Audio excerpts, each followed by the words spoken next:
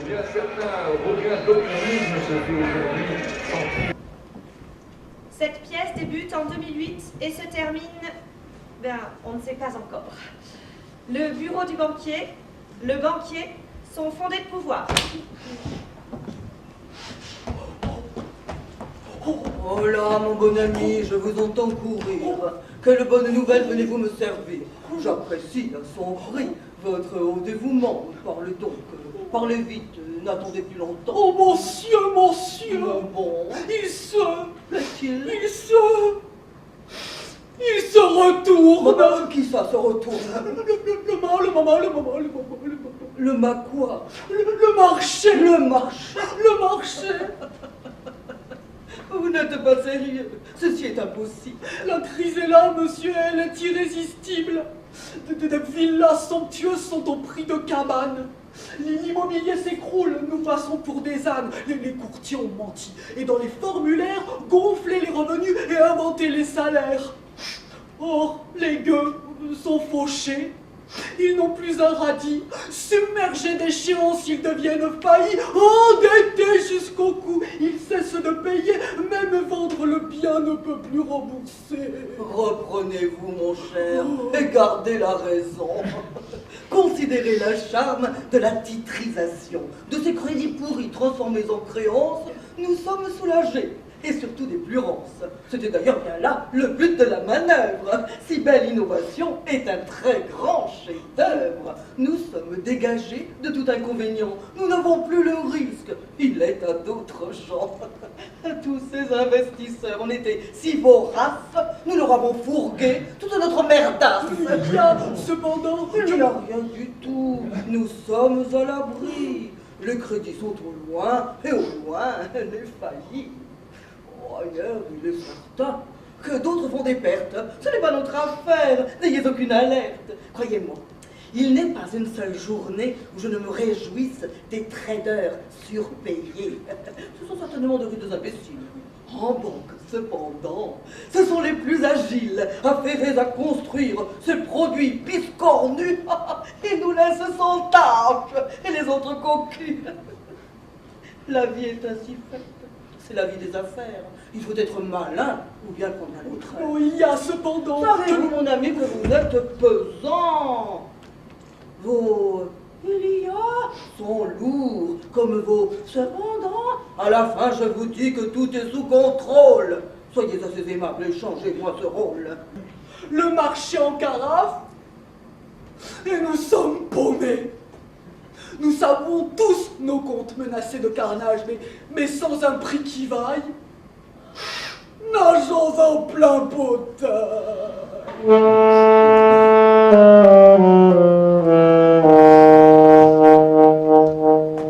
Le bureau du banquier, le banquier, sont fondés de pouvoir, un grand journaliste, un trader.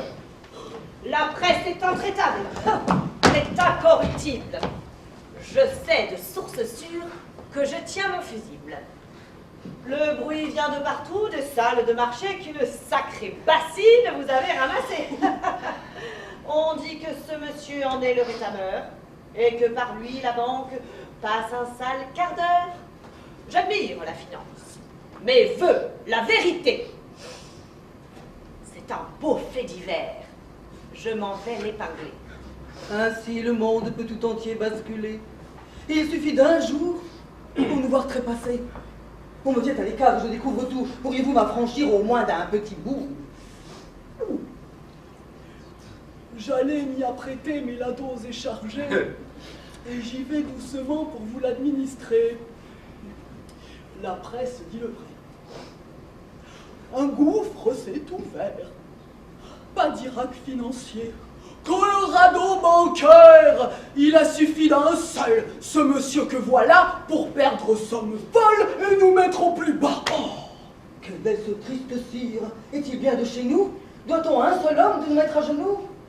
Pourriez-vous au moins dire avec quelle combine vous nous avez portés aussi près de la ruine?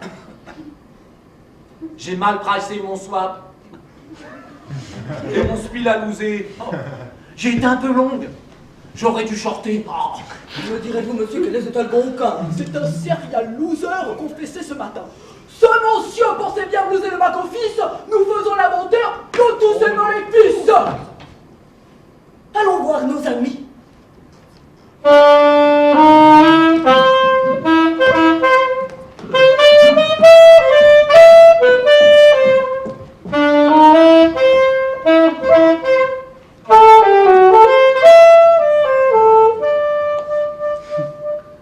La salle du conseil de la banque. Le banquier, 3 autres banquiers. Mes amis, nous vivons le Big One, le grand retournement. Nous aurons tous, je crois, notre part de tourment. Nous voilà embarqués. La cohésion s'impose. Serrons vite les rangs avant que tout n'explose. Pourriez-vous vous montrer un peu plus spécifique? Je vais vous l'exposer, quitte à être technique. Tous autant que nous sommes tous banquiers d'élite, nous confrontons sans cesse surplus et déficit. Nos trésoreries bougent, il faut les ajuster. Chaque jour, ce réglage doit être effectué. Certains sont en excès, d'autres sont en défaut, les uns prêtent aux autres le solde qu'il leur faut. Notre marché à nous se nomme interbancaire. Et ces crédits que nous veillons tous à nous faire sont notre forme à nous de solidarité. Vienne un seul à manquer, c'est les liquidités. Votre banque, je crois, est dans un mauvais cas. Les subprimes des confites, plus un indélicat, vous laissent au plus mal et feront bientôt de vous un mauvais débiteur, un risque casse-cou. J'entends bien vos appels à être solidaires, mais je pense à ma banque et à ses actionnaires. Un financier bien né doit connaître tous les risques, mais celui que vous offrez fait plus peur que le fisc. Mais vous m'assassinez! Votre geste est hideux! Que devient l'amitié, à défaut de sérieux? Car votre idée est folle, et vous ne voyez pas que bientôt vous serez dans le même embarras. Qui peut certifier ici, à cette table, qu'à propos des subprimes, votre banque est bien stable? Sans être collégial, il a quand même un point. Pourriez-vous nous jurer réchapper au pétrin? Et de votre bilan, que pourriez-vous nous dire? Êtes-vous aussi sûr d'être si loin du pire? J'entends votre refus de prêter à sa banque, mais que me convaincra de soutenir la vôtre? Me soupçonner ainsi comme un mauvais apôtre. Affreuse ignominie, ignoble trahison. Vous nommez soupçon la légitime question à laquelle chacun soumet ses débiteurs. Tous nos clients y passent. C'est maintenant votre heure. Bientôt la vôtre aussi. Êtes-vous mieux placé qu'aucun de nos amis que vous interrogez? Quand on vous aussi annoncerait des pertes, ce sera votre tour de connaître l'alerte. Vous avez eu, dit-on, des craintes assez fortes pour que 3 de vos fonds mettent clés sous la porte. Oh, à vous, moins qu'à quiconque, je m'offrirai un quart. Reprenez-vous, messieurs, il y va de notre art. Il faut nous ressaisir et nous tenir les mains. J'ai bien peur, mon ami, que votre appel soit vain. Entre agios et refus, nous passons notre temps à regarder en coin l'ordinaire client, mais nous voilà sa place. Némésie financière. Et cette roue qui tourne va nous mettre par terre. Voilà donc que chacun contribue à la houle. Cette vague qui enfle et va nous chavirer. Elle vient de nous tous nous l'avons créée. Ne suffirait-il pas de nous faire crédit pour ainsi de concert faire notre survie? Mais chacun, prisonnier de son seul intérêt, est frappé de terreur et retient tous ses prêts. Croyant leur nous sauver individuellement, nous faisons notre ruine collectivement. Oh, ça m'est donc fait du tout. Nous allons tous périr. Ruons-nous au canon. Au retrait de chapeau. Oui. Ah! J'ai l'éclair de génie. J'ai la révélation. Il est hors de question que jamais nous mourions. Mais écoutez-moi donc. devons mourir, car moi j'en connais un, pour qui notre trépas, un nom serait le sien. Cet être très puissant ne laissera pas faire, car de nos intérêts, les siens sont solidaires. Il a tous les pouvoirs, c'est le sauveur suprême, et notre rédemption l'a pour unique emblème. Ah Bercy! Ah Bercy! Ah Bercy! Ah Bercy! À Bercy, à l'Élysée!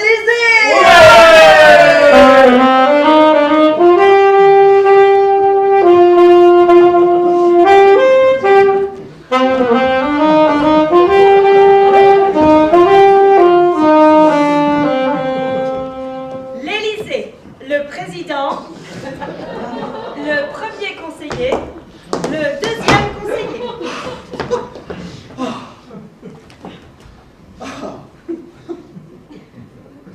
Messieurs les conseillers, comment tourne le monde? Va-t-il correctement pour que sur lui je fonde le légitime espoir de ma réélection?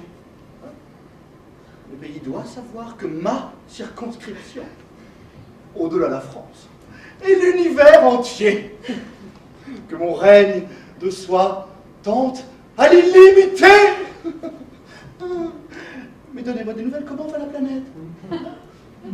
Oui, forcément pour le mieux quand je suis à sa tête.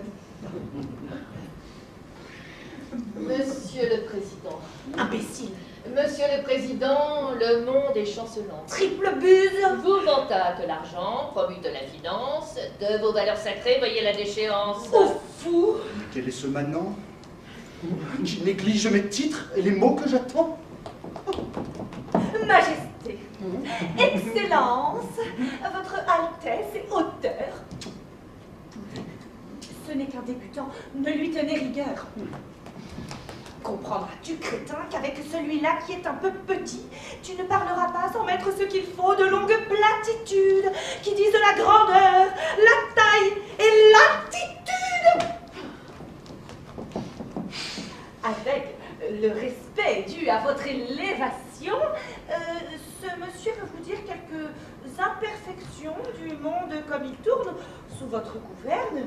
Des régions néanmoins semblent morales en berne. Mais comment se peut-il? Et comment ose-t-elle?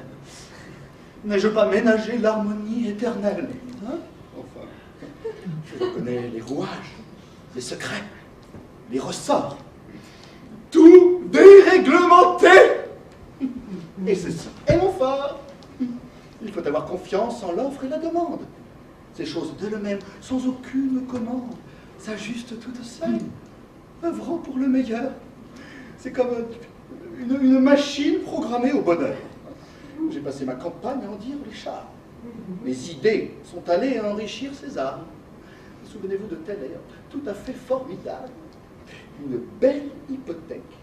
Appelez. Rechargeable. Oui, c'est ça, c'est bien. Permettre à tous les gueux d'apporter leur maison comme collatéral de leur consommation. Si l'immobilier monte, ils peuvent emprunter et ainsi davantage encore consommer. Sans doute leur maison se retrouve logée. Il suffira de vendre et puis de rembourser. J'emploie pour en parler le ton le plus banal, mais cette idée vraiment était des plus géniales. Les banques sont en miettes, la finance en gravat. Pour mieux vous l'attester, j'ai trouvé opportun de convoquer ici les principaux témoins. Messieurs, je vous prie.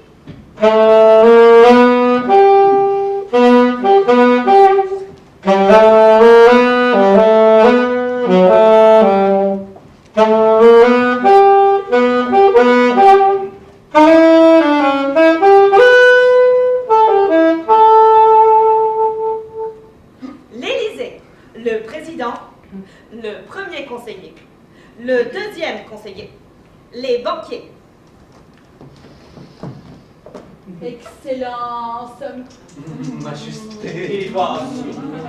J'invoque ici le lien d'une vieille amitié qui m'autorise une franche simplicité et à vous appeler Monsieur le Président. On me dit que tout croule, que c'est l'effondrement. Où se trouve le vrai et que me faut-il croire? Du marché se peut-il que pâlisse la gloire? Messieurs, Je vous écoute. Qui chacun à son Parce tour. que les liens de la finance nous rendent solidaires et l'effondrement devient accident nucléaire. Messire, imaginez la réaction en scène qui fait tout diverger. Décuple la déveine. Figurez-vous, Altesse, quelques petits neutres. Mettrez-vous donc un terme aux circonlocutions? Vos phrases contournées et votre fausse science prennent soin de cacher l'ampleur des conséquences. Elles seront puissantes et même irrésistibles. La suite, j'en ai peur, pourrait être terrible, car ces messieurs n'ont pas le bon goût de Schwarzschild. S'entraînant tous gaiement à se casser la gueule, ils charrient derrière eux toute l'économie. Le reste est bien connu, hein. Contraction du crédit, tant l'investissement que la consommation, frappés de plein fouet par cette restriction. Pour tous les producteurs, début de l'asphyxie. Et bientôt votre règne en thanatopraxie. Allez dehors!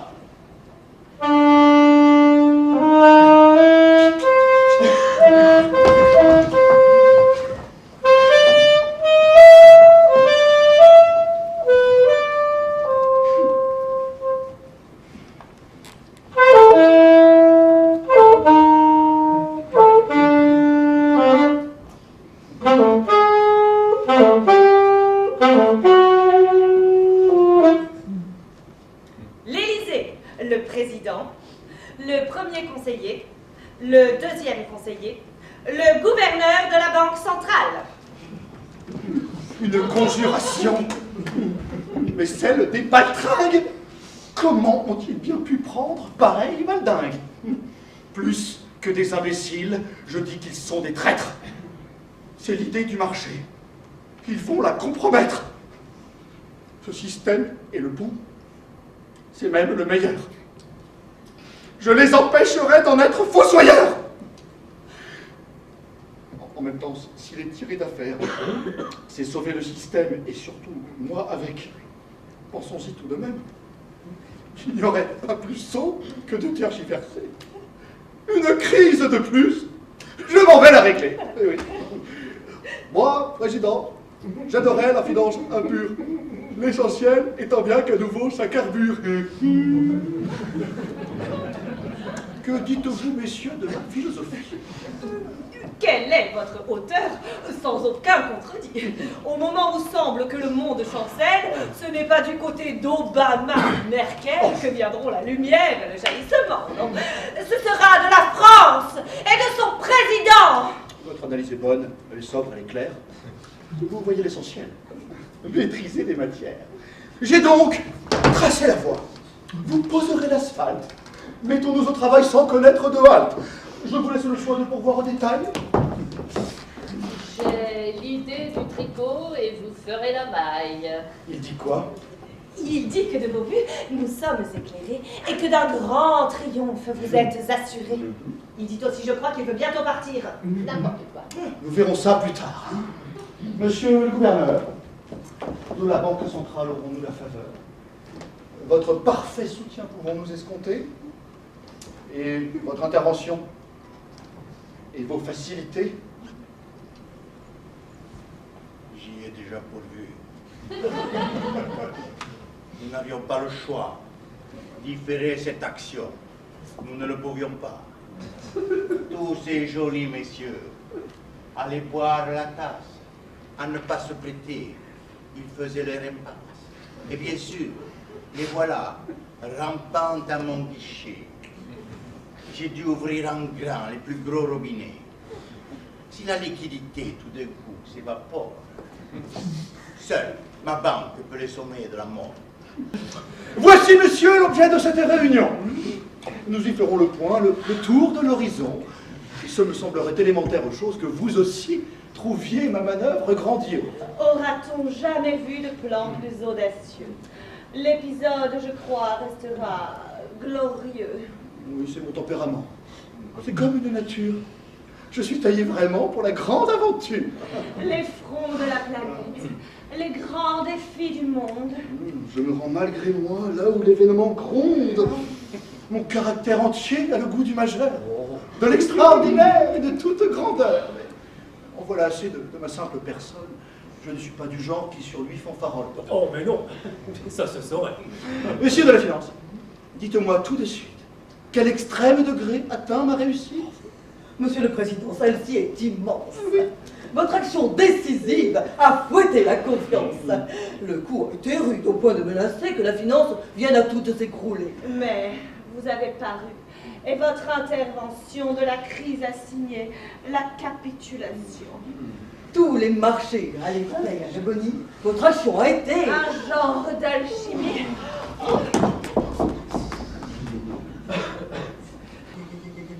Oh! Oh! De la vertu!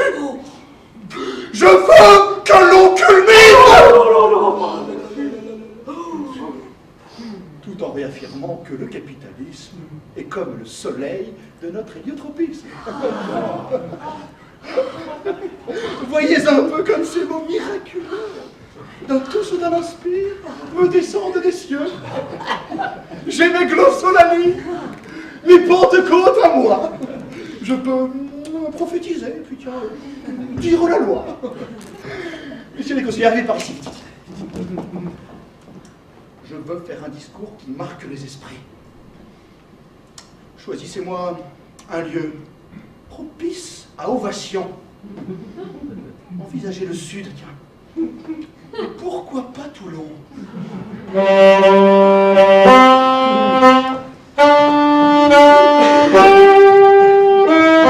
Avant-hier, surjouée, maintenant bien présente, la faillite nous gagne et disloque nos comptes. Les dépenses l'envolent, les recettes la fondent. Le budget de l'État est en train de sombrer de mon abattement. Monsieur le Président, cette fois j'ai bien peur que le Premier ministre n'ait pas trop à forcer pour se montrer sinistre. La vérité est là, quelque peu alarmante. Le déficit se creuse et la dette est démente. Et c'est une conséquence quasi automatique que la dette privée devient dette publique. Oui, soulager les banques de leur perte toxique, méchamment mouiller les finances publiques. À quoi s'ajoute ensuite, pour la bonne mesure, l'effet de la finance se cassant la figure. À regarder les chiffres, il est très évident que cet enchaînement sera le plus criant. D'une crise bancaire, les suites sont connues. La réduction des prêts à la portion congrue, mais l'investissement, tout d'un coup, en carafe. Et la consommation d'une baie de baffe. L'Élysée, le président, le Premier ministre, le premier conseiller, le nouveau deuxième conseiller, l'ancien deuxième conseiller, les banquiers. Monsieur le Président, souffrez notre ambassade, venue en toute hâte, car c'est la débandade. À nouveau les marchés cèdent à la panique, ventes à découvert, pertes catastrophiques, on a réarmé la mécanique infernale. Nous sommes menacés d'un plongeon abyssal. Cependant, Votre Altesse, ne vous y trompez pas. Ce ne sont les subprimes qui replacent cette lame. Ah non. Cette crise, tout autre, n'est en rien comparable. L'incident mineur est presque négligeable qui nous vit un instant dans la difficulté. Mais qu'avec bonheur, nous avons surmonté. Considérant l'alarme et la gravité des faits, il est de nos devoirs, ayant dit nos respects, de dire également que dans cette thrombose, c'est vous que l'on attaque et qui êtes en cause. Il nous faut vous porter ce message un peu rude, que les investisseurs, la nouvelle inquiétude qui vous prend pour objet, n'est pas injustifiée. Nous dirions même qu'elle est très bien fondée. Monsieur le Président, c'est la dette publique dont le niveau est devenu astronomique. Elle est, il faut le dire, source de tous les maux. Mais comment pouvons-nous sortir de cette nasse? Il faut tuer ce système, l'envoyer à la casse. Monsieur le Président, vous n'avez pas le choix. Aux ordres du marché, vous devez faire droit. Ce ne sont pas des ordres, c'est la simple sagesse, la raison éternelle qui vous fait la promesse des comptes bien tenus, de la prospérité. C'est un impératif. Il faut s'y conformer et sans aucun regret, car c'est la vertu même. De tout votre crédit, la rigueur est l'emblème. Pourquoi donc redouter ces aspects douloureux? Il n'est point de douleur quand on se sait vertueux.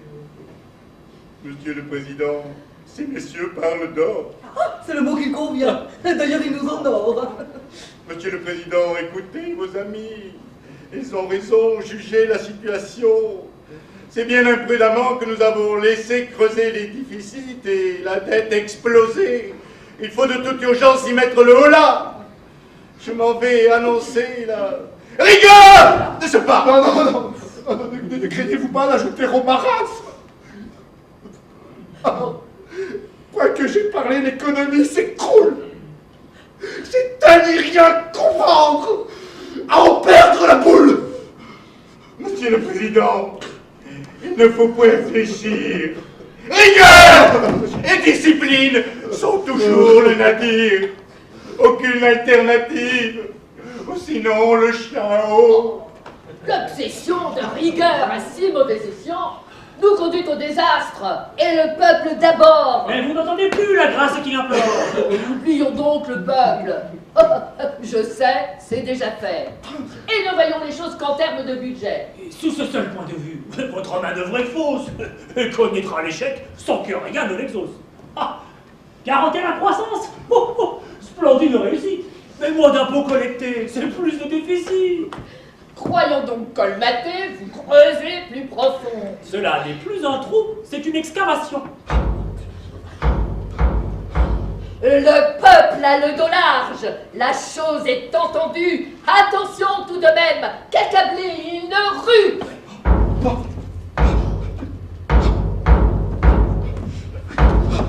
Monsieur le Président, des émeutes partout. Pourquoi donc vous affolez-vous? Vont-ils à la nation ou à la République? Ni l'un ni l'autre, hélas. La masse est anarchique. Elle a soupé des cortèges inenfants et a maintenant pris son parti convulsif.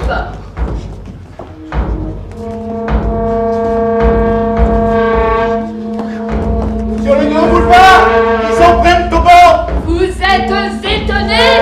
Le peuple est en pétard. La presse arrive, et donc ils s'y mettent si tard.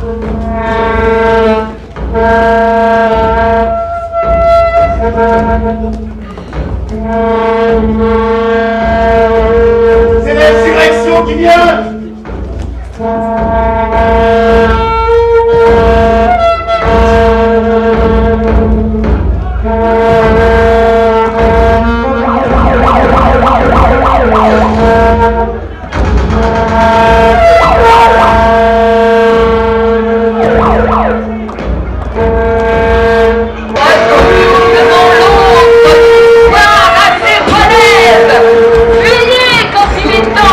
Le goudron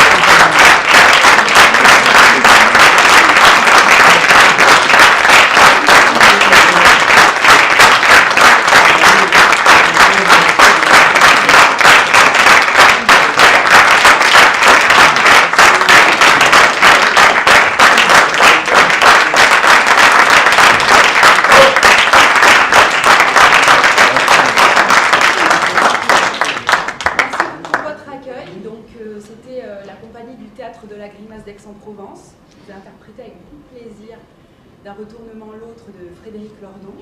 On voulait remercier très chaleureusement toute l'équipe de Festea, toute l'équipe du théâtre de Nice qui nous a accueillis très chaleureusement. Voilà, pour nous, c'est le luxe de jouer dans un si beau théâtre, dans de si bonnes conditions et avec un public aussi chaleureux. Donc un grand merci à tous et j'espère que vous avez passé un bon moment avec nous, puisque nous, on a passé un agréable, très agréable avec vous. À bientôt. Merci.